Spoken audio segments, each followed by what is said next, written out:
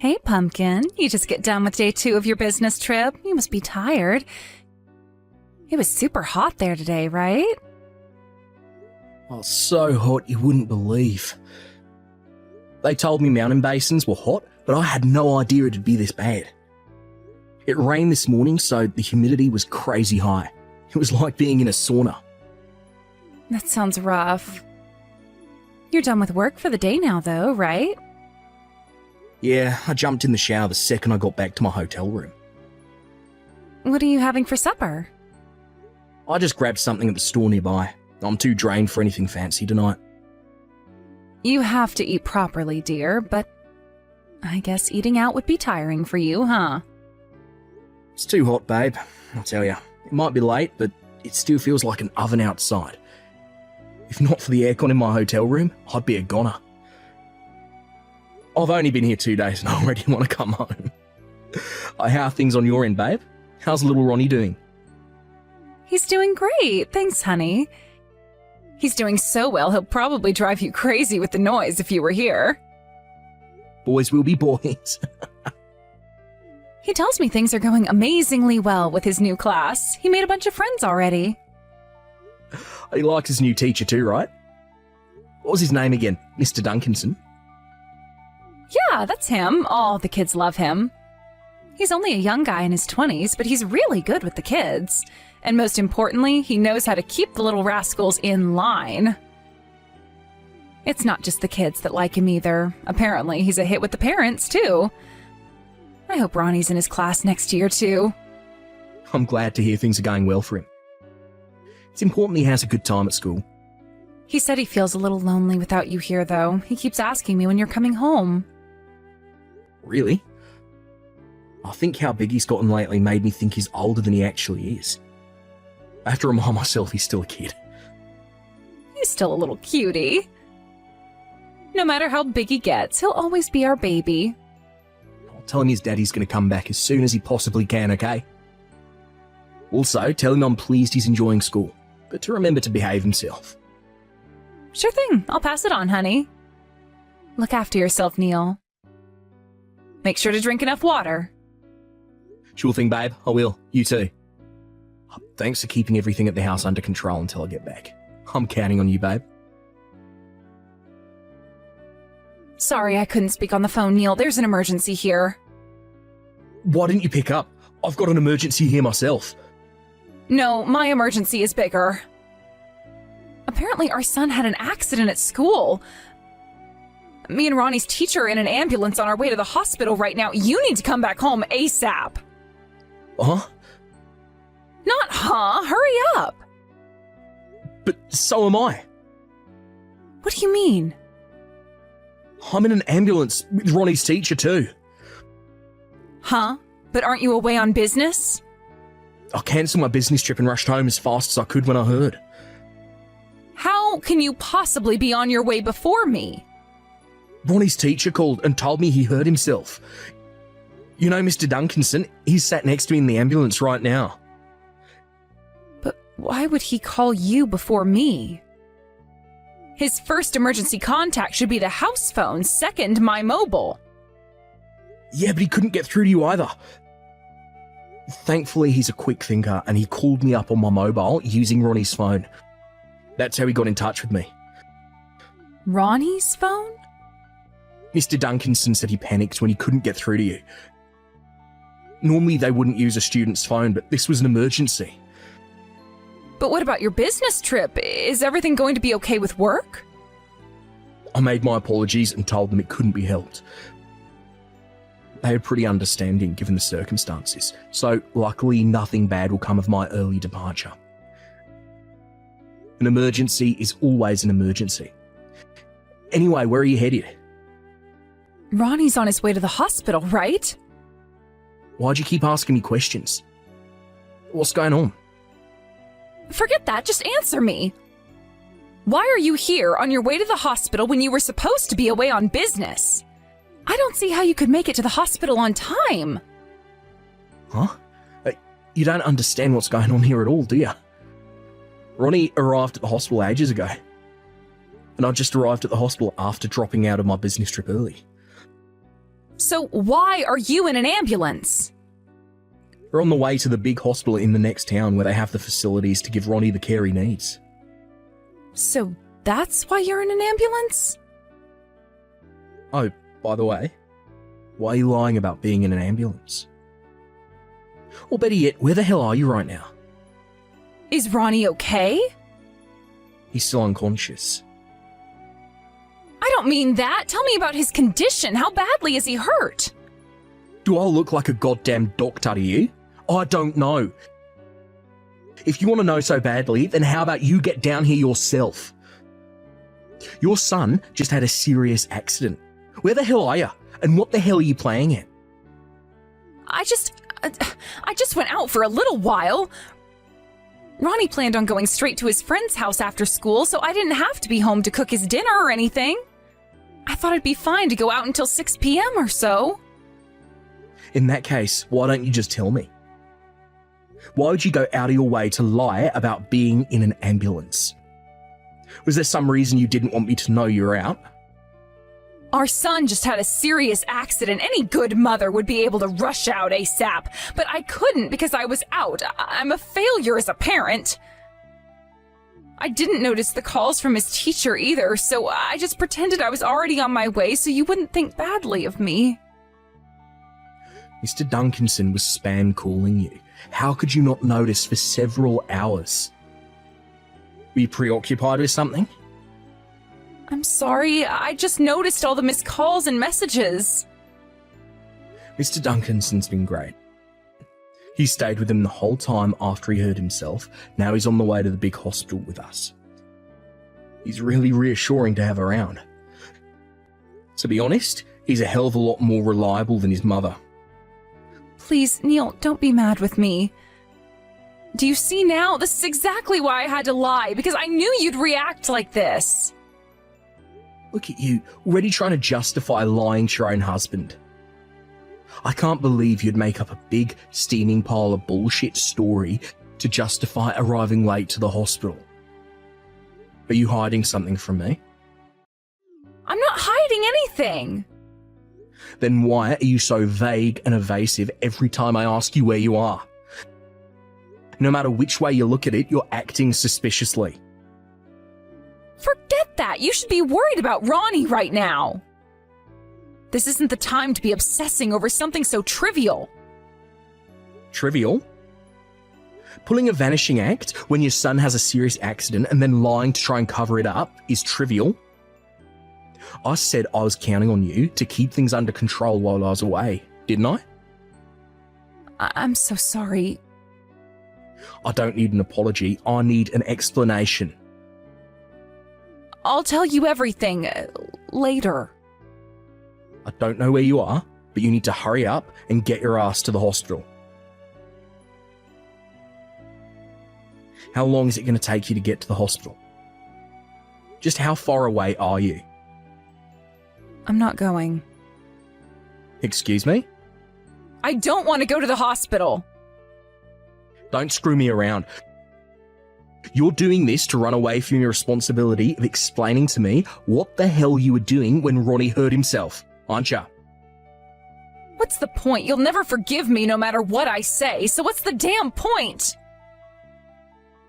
Just what exactly are you afraid of, Fiona? Do you have any idea how hard Ronnie's trying to keep it together right now? He needs you by his side now more than ever. How can you live with yourself? If missing his teacher's calls makes you a failure as a mother, then what the hell does this make you? Whether I'm there or not won't change anything. He'll be fine as long as he has you and Mr. Duncanson by his side. You're his goddamn mother. Besides, Mr. Duncanson just went back to school. Even the vice principal stopped by to check on him earlier.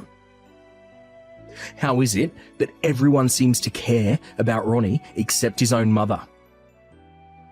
Because if I do, all you'll do is attack and blame me. I just know it. You're not coming because you're scared I'll demand an explanation, you mean? Fine. Forget it. Don't bother coming today. In fact, don't bother coming to visit him at any point ever. Neil, please. It's not that I'm not worried about Ronnie. Please, you have to believe me. You're more concerned with avoiding responsibility than checking on him. So how worried can you be? You really are a failure as a mother. I'm so disappointed in you. How can you live with yourself? You know what? Forget it. If you're capable of this, nothing I say will make a difference. Don't say things like that. Oh my God! If you're gonna say such awful, mean-spirited things, maybe I would just rather be shouted at. I don't have another second to waste on you. I'll be calling my parents and having them come down. As for you, you can go wherever the heck you please, because you're no longer welcome at this hospital. I'm having an affair. Excuse me? I have a lover. We were at a hot spring resort together today. The reason I didn't notice Mr. Duncanson's calls is because we were soaking in the hot tub together and my phone was in my bag in the other room. You were soaking in the hot tub with your lover when your son had a serious accident? I can't believe this. Do you see why I couldn't tell you now? To think you didn't notice me or Mr. Duncanson trying to call you. Just how long were you soaking in the hot tub with Loverboy? Maybe 2 or 3 hours. We rented out a private room with an open-air hot tub. Just the two of you, huh? That sounds real nice. Well, let's be real here. You weren't just soaking in the hot tub for those 2 or 3 hours, were you? You were getting piped by Loverboy. You must have been having a real good time to forget your phone for all that time. I noticed all the missed calls from Mr. Duncanson as soon as we got out of the tub. I found out about Ronnie's accident when I listened to the voicemails. Given how much time had passed, I figured you'd probably have heard about what happened somehow or other, and when I realized you'd be suspicious about why I wasn't at the hospital already, I didn't know what else to do, so I lied. What you really meant is that you'd rather lose everything than risk me finding out about your sordid little affair with Loverboy. I hope you have a nice life together. No, you're wrong. That's not true. I swear it isn't. I lied because I didn't want to destroy our happy life together. Me, you, and Ronnie, our family. I didn't want to break up our family, Neil. Please, you have to believe me. Our happy family got destroyed the moment you decided to get piped by some other dude behind my back. We can never go back to how we were now. We're finished. I never thought this would happen. Never in a million years would I have imagined Ronnie would have an accident while I was with him. Why did this have to happen to our Ronnie? If his teachers were watching him properly, this would have never happened. This is all Mr. Duncanson's fault. The accident happened after school when he was on his way home. He was nowhere near the school premises. This has nothing to do with his teachers, and they bear zero responsibility. Which is why Mr. Duncanson's response was even more impressive. He rushed out as soon as he got a call from a woman whose kid goes to the school, and also happened to live down the street where the accident happened. I couldn't be more grateful for how he handled the whole situation. But if Mr. Duncanson had been with Ronnie, this could all have been avoided. Have you lost your mind? Why the hell would Ronnie's teacher walk him home? Stop trying to shift the blame, Fiona. As for where responsibility for the accident actually lies, I'll be discussing it later with the police and the school. Right now, I'd like to find a solution for the problem of my lying bitch wife. So tell me, how long have you been seeing Loverboy? Something like 2 years, maybe? How old is he? 22. Wow, so he's a kid. So let me get this straight. You've been meeting up with your toy boy this whole time while I've been at work and Ronnie's been at school. You've been betraying me and our son for a whole 2 years. I made a mistake. You can say that again. And so did I for ever seeing anything in you. Sadly for you, my heart is not big enough to forgive you for this. No, don't say that. Please, baby, find it in your heart to forgive me. I'll do anything. I'll get on my knees and beg if that's what you want. I'll do whatever you say from now on. Anything. Please forgive me. I'm begging you. You'll do whatever I say. Oh, interesting. All right, let's see if you mean it. I want a divorce, so sign the papers. I want you out of the house as soon as Ronnie's out of hospital. No, please, just give me one more chance. I've been a good wife to you, haven't I? Sure. I mean, aside from lying to and betraying me and your son for 2 years straight, guess you have. But wait, that's not all. You don't have a job, do you? Huh? Why are you asking me that all of a sudden? Oh, forgive me for picking up on this late. I've kind of had a lot to process, you know. But whose money have you been going on hot spring resort vacations with? Something tells me it's not your kid lovers. Well, No way. So not only have you been cheating on me, you've been spending my hard-earned money on trips with your lover. Where the hell did you even meet someone that young? He's an escort. I found him online and I was lonely, so I thought, why not give it a try? And I guess we kind of just clicked. You've been seeing an escort? And how did you pay for it? Wait, no, wait. Have you been eating into our savings? I am so sorry. That savings account was for Ronnie's college fund. Is that how you've been funding your double life? That money was for Ronnie's future. But if I didn't keep spending money on him, I thought he might break up with me. He started saying his schedule was full and charging extra fees for house calls. That ain't my goddamn problem. I can't believe you've been eating into Ronnie's future to fund a sordid affair with someone who doesn't even like you. You're not going to get away with this. I'm telling your mum and dad. No, please, I'll tell them myself. Do you really think I can trust you to do that after everything? No doubt you'll withhold the truth from them if I don't tell them myself. Don't bother. I'll do it. I won't lie anymore, I swear. Just what exactly do you take me for? A traitor? A liar? A disgraceful pile of stinking human garbage. Ugh, don't call me those horrible things. So you want to break up with me, do ya, huh?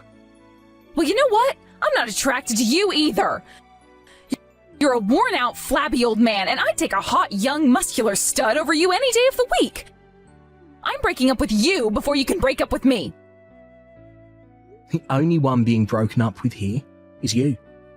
Let me make one thing clear. You have a duty to pay Ronnie child support until he reaches adulthood. I'll be filing compensation for the emotional distress you put me through too. Whatever, I'll make it work somehow. Oh, really? You even believe that yourself? You haven't held down a job for more than 2 weeks in your entire life. Even if you did get a job, and even if by some miracle you actually worked hard at it, you'd still be spending most of your wages on child support and compensation. Your life of luxury is over. You're deluded if you think your new life's going to be anything like the one I gave you. Whatever, I don't care. I'll make it work somehow. I just know it. Where does your confidence come from? My boyfriend's kind, you know. He treats me like a princess. He reminded me what it's like to have butterflies in my stomach. It's been a long time since I felt that with you. As long as I have him, we can support each other. I don't care whether you break up with me because I don't need you anymore. What would you say the shelf life on a male escort is? What are you going to do for money once he can't get work anymore? Have you even discussed a future together with him? Are you sure he doesn't think your relationship is something completely different to the fairy tale you seem to have built up in your head? Huh? Or is it more likely the case that he's only with you for your, my money? Is he really going to be there to support you once the money dries up? Well, I guess you'll know soon enough. What the hell do you know about him? Nothing. But if he had any kind of genuine feelings for you, would he really be piling on extra charges for call-outs? My guess is no. If he really liked you, he'd want to be with you irrespective of whether there was money in it for him or not. He's not your boyfriend. You're just being artificially held together by my money. So, what are you suggesting I do?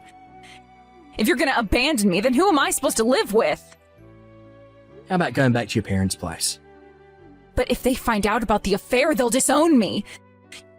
You know how old-fashioned my dad is about stuff like this, right? Alright, so live by yourself. But, oh my god. Neil, even if we break up, you will let me see Ronnie, won't you? Sure, if he wants to see her. But I'll be telling him exactly what you did once he's old enough to understand. So I wouldn't hold my breath. After that, I'll leave it to him to decide what he wants. Oh my god, why would you? You're gonna try driving a wedge between me and my own son? You can't steal my boy from his mother. Ronnie is my treasure. Oh, look who's talking. You're the one who betrayed him. Drop the doting mother act already.